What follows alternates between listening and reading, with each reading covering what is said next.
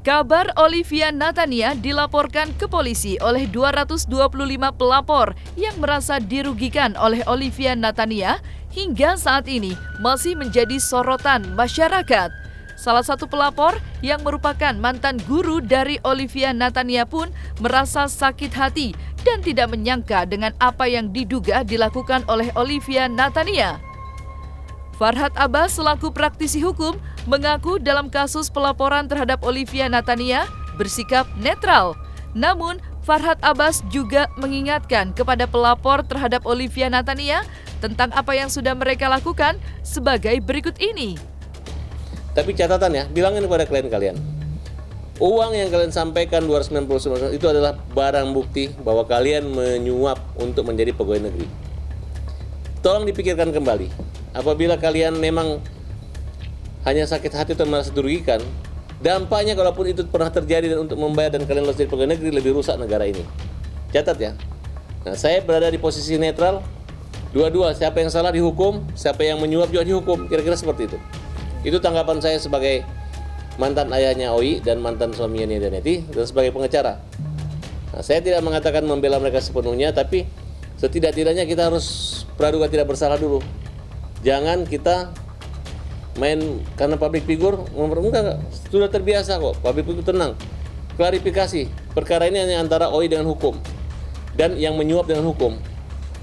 Boleh saat ini kalian mengatakan kalian dirugikan, tapi seandainya kalian berhasil lolos dengan cara-cara yang tidak benar, menyuap, berarti kalian merugikan negara. Dan itu merupakan kejahatan tindak pidana korupsi. Catat ya, catat itu. Terlepas dia menggunakan dasar palsu atau segala macam, tapi kan kenapa orang ini percaya sama Oi?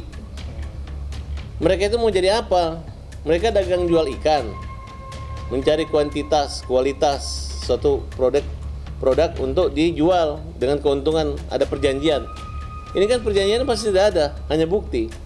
Bukti itulah yang digunakan oleh polisi untuk mengusut sampai kasus korupsi, silakan.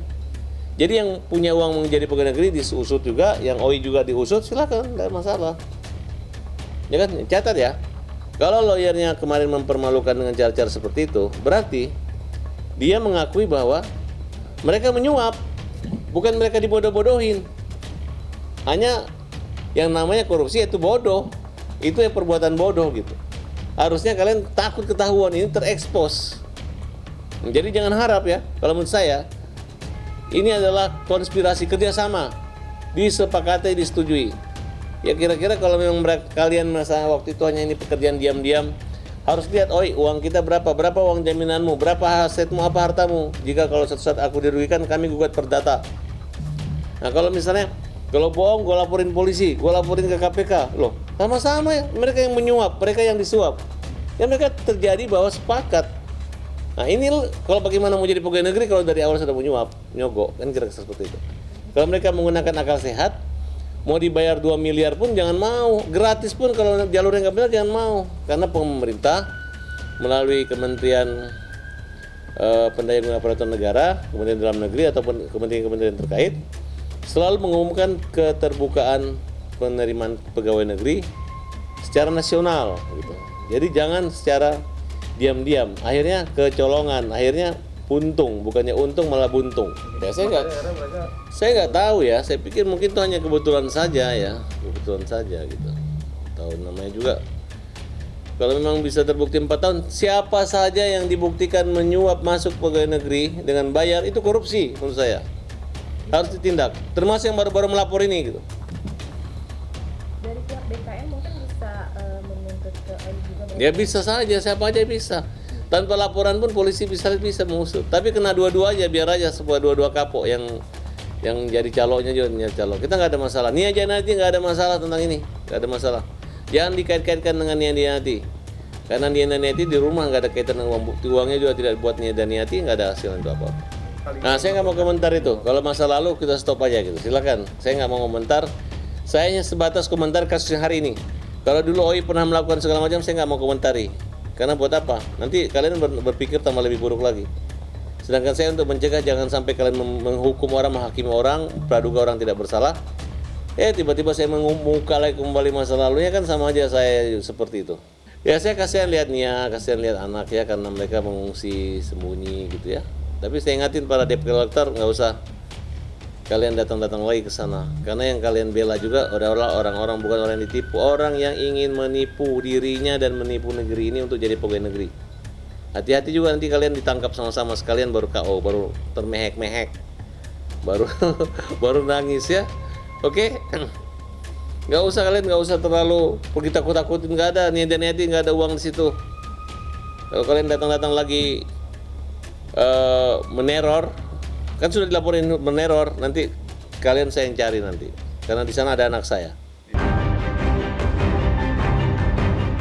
Jika Farhad Abbas telah memberikan pesan kepada para pelapor bahwa apa yang sudah mereka lakukan sebenarnya salah satu tindakan kejahatan korupsi, maka di sisi lain, yaitu pelapor tetap merasakan kekecewaan kepada Olivia Natania karena merasa dirugikan. Salah satu pelapornya adalah mantan guru Olivia Natania yang mengaku justru Olivia lah yang pertama kali menghubungi dirinya serta menawarkan penerimaan CPNS. Mengaku tidak curiga sama sekali dan sangat percaya kepada Olivia, maka sang guru tersebut pun mengikuti semua arahan dari Olivia, termasuk soal uang. Dan kini, salah satu pelapor Olivia Natania ke polisi adalah mantan guru Olivia Natania, mengaku secara kronologis jika dihubungi terlebih dulu oleh Olivia Natania, sang mantan guru yang bernama Agustin pun mengaku ketika mendapat tawaran dari Olivia, tak terbesit bahwa di kemudian hari akan dirugikan oleh mantan muridnya tersebut. Kini Agustin mengaku sudah berulang kali menghubungi Olivia Natania, namun hasilnya nihil. Sehingga upaya selanjutnya adalah menghubungi Nia Daniati selaku ibunda dari Olivia. Dan inilah respon Nia Daniati saat ditemui oleh Agustin kala itu. Kekeluargaan, karena saya pribadi saya kenal baik juga dengan Bu Nia. Perlu teman-teman ketahui ya, sebelumnya saya terus komunikasi dengan Olive. Awalnya masih bisa komunikasi. Saya minta ayo, saya membahasakan dia, Neng ya, ayo Neng kita duduk bareng. Apa permasalahannya? Kenapa kok ini tersendat-sendat sampai saat ini belum ada realisasi CPNS? Apa sih kendalanya? Ayo cerita, kita duduk bareng, selesaikan bareng-bareng. Tapi dia tidak ada respon, hanya menjanjikan, iya bu besok. Sampai akhirnya kita udah bosan. Akhirnya saya datanglah ke rumah Ibu Nia. Ya, ke rumah Ibu Nia. Saya pertama datang ke rumah ke kantornya Oi, ternyata maaf. Itu juga Oi berbohong. Dia waktu pertama kali Ibu datang sana, dia bilang, Bu, saya baru beri rumah ini yang di Kemang Timur 5 itu seharga 40M. Dia bilang, tapi pas terakhir saya ke sana, ternyata itu kontrak sewa. Saya datang sana udah nggak ada lagi, kontraknya tidak diperpanjang. Akhirnya saya datang ke rumah mamahnya. Perlu teman-teman wartawan ketahui, saya sudah 4 kali ke sana. Pertama kali datang tidak dibukain pintu. Pertama kali datang maaf, saya dengan suami saya ngomong baik-baik datang ke sana sebelum ini meledak. Saya sampaikan, kebetulan Bu Nia tidak ada kakaknya Bu Nia, saya sampaikan di situ, saya ceritakan bahwa itu merekrut CPNS dan sebagainya, seperti yang saya ceritakan semula, ya. Nah setelah itu saya meninggalkan nomor handphone saya, tolong Bu Nia hubungi saya. Begitupun, ya, saya tunggu sampai 2 minggu tidak ada kabar. Akhirnya kita ketemuan pada saat itu, ada di Bank BCA Cilandak, kita bawa, kita ajak, akhirnya kita datangin ke rumahnya, maksudnya supaya Oi-nya kita bawa, ketemu mamanya, ternyata kali lagi mamanya tidak ada, katanya sih lagi nyanyi di Kalimantan pada saat itu. Akhirnya kita sempat bikin perjanjian dan keluarga minta waktu 1 minggu. Itu ada kakak mamanya 3 orang yang ada di sana. Dan salah satu ikut tanda tangan perjanjian bahwa dia keluarga akan membantu menyelesaikan selama 1 minggu.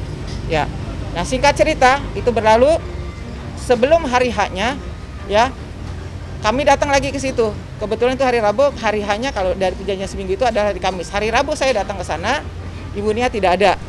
Ya, cuman ada kakak mamanya. Akhirnya saya dapat informasi Ibu Nia lagi pergi ke Cikini mau mendaftarkan anaknya yang laki-laki untuk sekolah ke Amerika.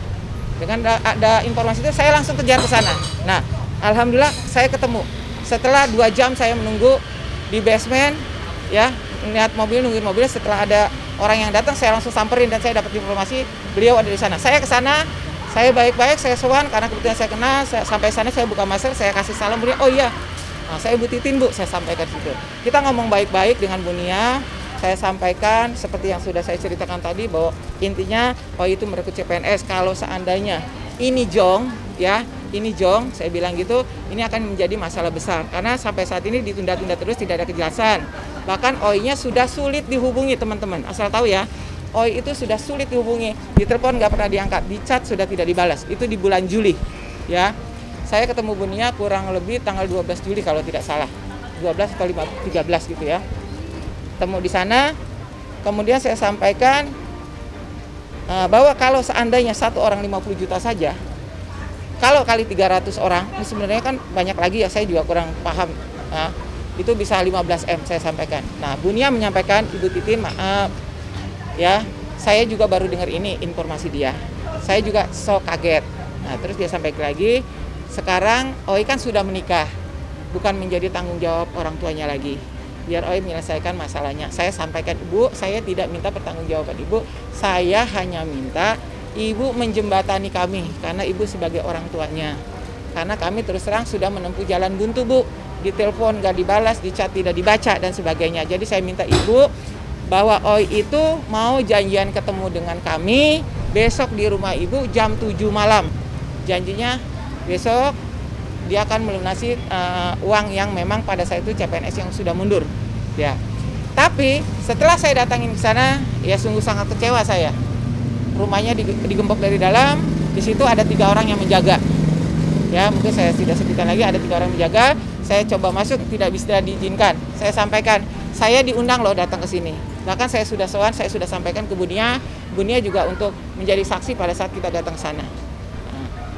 Kita sempat yang ngobrol-ngobrol panjang, saya ceritakan gitu. Akhirnya saya diberi nomor telepon pengacaranya Ibu Nia, Pak Erles ya. Nah, akhirnya saya bicara dengan Pak Erles, saya telepon, saya sampaikan maksud dan tujuan kami datang sini seperti yang saya udah uraikan ke Bu Nia pada saat itu, ya. Jadi saya sampaikan, dia berjanji, ya Bu, nanti saya akan coba tanyakan KOI dulu, kita akan bantu mediasi. Tapi saya tunggu, tidak ada, saya chat juga tidak ada, karena OI pernah menjanjikan, Bu, nanti kita duduk bareng kalau om saya sudah datang. Maksudnya pengacara itu sudah datang, tetapi nyatanya tidak ada juga sampai sekarang. Gitu, akhirnya ya terus terang kami udah lelah. Dari bulan Juni, Juli, Agustus. Jalan untuk mencari OI untuk supaya damai gitu ya, kekeluargaan. Tidak ada hasilnya, akhirnya kami menyerahkan kepada tim pengacara kami ini untuk menyelesaikan ini. Itu saja mungkin keterangan dari saya, terima kasih. Kalau yang keluarga saya, oh iya. Keluarga saya itu ada yang 25 juta, ada yang 30. Total berapa orang? Ada 16, ada MOU dan ada kwitansi. Ada materai Bu yang materai. Tentu saja, Di tentu bawah saja. hari. Saya nggak coba deh saya. Boleh cek. Kalau untuk bukti transfer dan kwitansi ada. Boleh lihat? Pak Haji, ini modusnya Kemarin sama ada. ya, Bu Titin dengan korban-korban yang Sama, lain ya Pak, atau gimana? Oh iya. Baik, jadi biar satu persatu dulu ini pertanyaannya. Ada bukti Ya. transfer juga. Ini bukti transfer. Ya. Jadi kalau yang cash langsung ke Oli, kalau yang transfer ke rekening RAP. Rekening RAF. Tapi Oke. semua dibuat kwitansi. Iya, semuanya kwitansi. Semuanya dibuat kwitansi. Habis itu, habis kiri tengah. Tengah. Ya, tengah. Oke, udah? Udah Oke, sudah? tinggal tengah. Tengah dulu ya.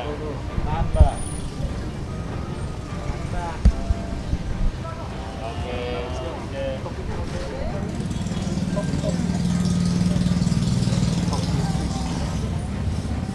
Jadi Bu Tin, total keluarga berapa? 16 orang. Enggak, itunya total Kerugian. kerugiannya sekitar Yang 25 kurang lebih 3 orang, sisanya 30. Kalau jadi 13 dikali 30 berapa ya? Yang 3-nya lagi 25. Ya begini, kami sudah datang ke BKN, coba surat tunjukin ya. Kami minta klarifikasi pada BKN dan BKN sudah membuat stempel ya, stempel bahwa ini ya, bahwa SK yang dibuat oleh Oli dan Raf itu bodong. Ya, bodong ya. Artinya bahwa jelas-jelas adanya pemalsuan surat. yang dilakukan oleh mereka. Berarti ini permainan negara juga ya, menyangkut. Betul, dan kami waktu bertemu sama orang BKN bilang tim hukum kami sedang mengkaji. Kalau memang ini merugikan pihak BKN, mereka akan melakukan upaya hukum terhadap mereka berdua, gitu. Begini ya, ini kan dongeng yang lucu ya buat kami. Kalau memang Oli merasa bahwa cuma 16 orang yang diminta, kenapa dia bikin kwitansi 205 orang? Kenapa dibikin SK bodong 205 orang? Kan gitu. Jangan dong duit yang mau terima pas ada laporan dia buang badan, nggak baik lah kayak gitu. Tidak ada, jahat sekali tuh Oli kalau kayak gitu ya. Ibu Agustin bahkan dia nutupin ya, ada temennya dia kirim uang ke Oli 50 juta, Oli cuma balikin 20 juta. Sisanya ditutupin oleh Bu Agustin pakai uang pribadi dia. Kenapa? Malu si Bu Agustin sama temennya dia.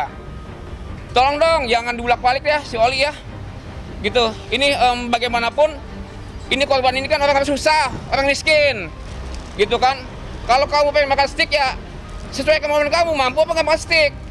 Kalau emang nggak mau makan gado-gado aja udah, jangan dipaksain. Gitu. Ini kan soal gaya hidup aja. Gaya hidup yang buat dia akhirnya melakukan apapun caranya agar dapat uang banyak begitu.